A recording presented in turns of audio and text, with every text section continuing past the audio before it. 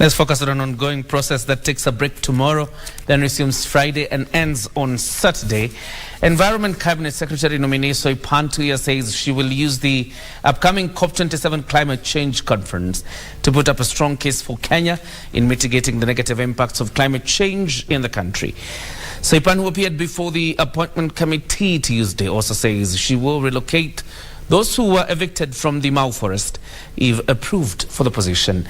On her part, Tourism CS nominee Peninah Malonza had a hard time responding to the panel's questions, especially on domestic tourism. Members of the committee. Nominated Senator Soipan Tuya was put to task to explain to the committee what strategies she will put in place to deal with climate change if she is approved to head the environment docket.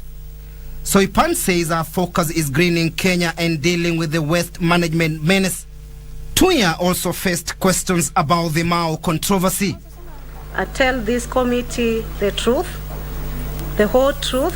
Peninah Malonza, who was seeking to convince the panel on her suitability to head the Tourism and Wildlife Ministry, had a rough time explaining to the panel her roles.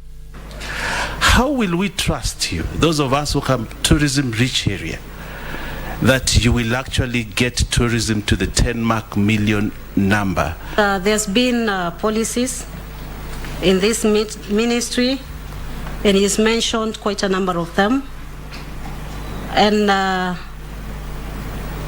he's quoted that I've diverted to domestic, yet the focus should be international tourism. I want to assure Chairman that this ministry will be in safe hands.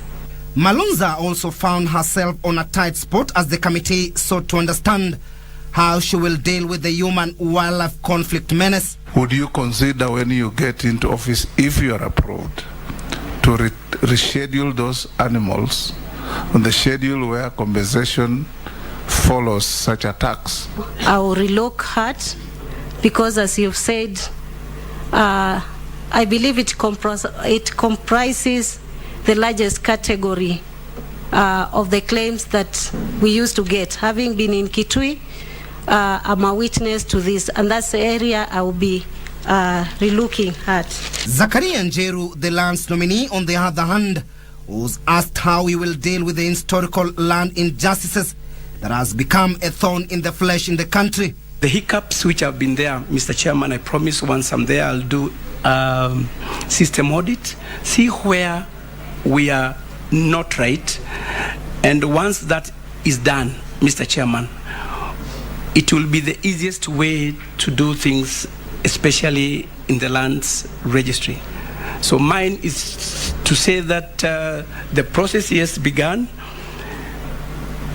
I know there are hiccups, but I promise to look into it after doing a system audit. The panel also sought to understand what will be its plan on digitalization process at the Land Registry and National Titling Program. The last nominee to be vetted Wednesday was Health CS nominee Susan Wafula. The vetting exercise continues Friday with 7 nominees yet to face the panel. Timothy Kipnoso for Prime Edition.